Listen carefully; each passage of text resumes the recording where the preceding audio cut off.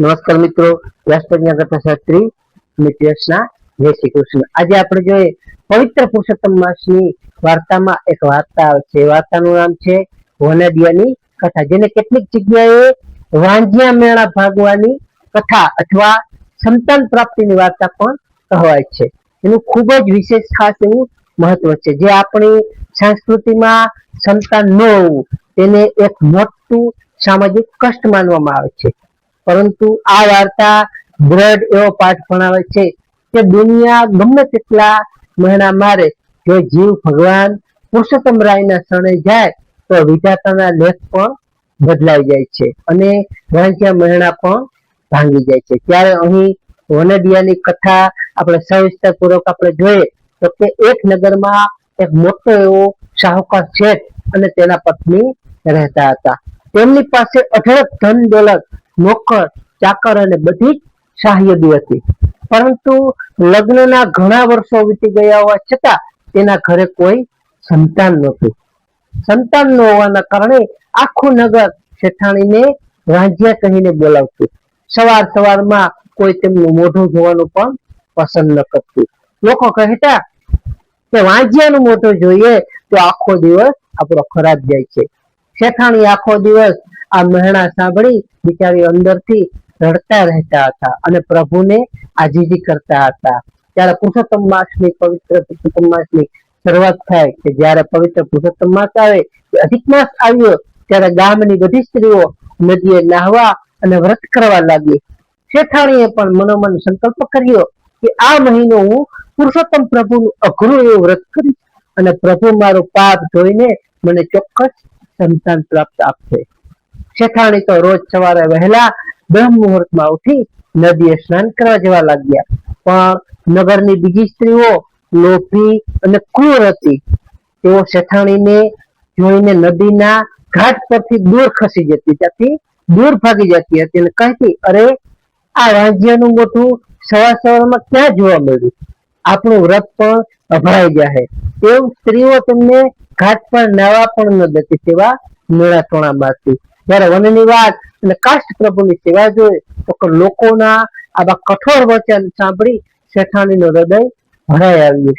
તે રડતા રડતા ગામનો ઘાટ છોડી દૂર જંગલમાં એકાંત જ્યાં નદી કિનારે ચાલ્યા ગયા। તેમણે વિચાર્યું કે હું લોકોની નજરથી દૂર જઈને પ્રભુ ભક્તિ કરીશ।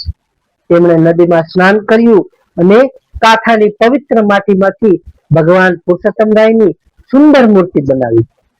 તેમની પાસે પૂજા માટે સોનાની થાળી નહોતી, પણ તેમની આંખોમાં સાચા એવા આંસુ હતા અને હૃદયમાં અખંડ એવી શ્રદ્ધા હતી। તે રોજ જંગલના બાવળના ફૂલ લાવી અને પ્રભુને તે અર્પણ કરતી અને દિવસમાં એક જ વાર માત્ર તે નદીનું પાણી પીને સાદું અન્ન ખાઈને એકટાણું કરતા। તે રોજ રડતા રડતા હૃદયે બોલતા કે હે પુરુષોત્તમ રાયા, તમે તો ડૂબતા ને તારનારા છો, દુનિયા મને મહેણા ટોહણા મારે છે, હવે તો તમે જ વાળા વાંજિયાના મહેણા તમે ભાંગો। ત્યારે પુરુષોત્તમ માસનું પ્રાગટ્ય, પુરુષોત્તમ ભગવાનનું પ્રાગટ્ય જોઈએ કે જોત જોતામાં પવિત્ર પુરુષોત્તમ મહિનો પૂરો થવા આવ્યો અને અમાસના દિવસે વ્રતની પૂર્ણાહુતિ થઈ। શેઠાણી આખો મહિનો ભૂખ્યા તરસ્યા રહીને સાચા ભાવથી પ્રભુ ભક્તિમાં એવા લીન થઈ ગયા હતા। તેમનું શરીર સાવ સુકાઈ ગયું હતું। અમાસની રાત્રે શેઠાણી જ્યારે જંગલમાં નદી કિનારે પ્રભુનું નામ લેતા લેતા સુઈ ગયા ત્યારે સાક્ષાત ભગવાન પુરુષોત્તમ નારાયણ ચતુર્ભુજ એવા સ્વરૂપે ત્યાં પ્રગટ થયા। આખા જંગલમાં દિવ્ય પ્રકાશ રેલાયો। ભગવાને શેઠાણીના માથે વહાલથી હાથ મૂક્યો અને તેમને જગાડ્યા। ભગવાને મધુર હાસ્ય સાથે કહ્યું કે હે પવિત્ર નારી, જાગ, સંસારના લોકો તને ધિક્કારે છે, પણ તારી આ અખંડ શક્તિ અને ધીરજ જોઈને મારું આસન ડોલી ઉઠ્યું છે। તારા પૂર્વભવના બધા પાપ બળીને ભસ્મ થઈ ગયા છે। હું તારા પર અત્યંત પ્રસન્ન થયો છું। માંગ, તારે જે જોઈએ તે વરદાન માગ।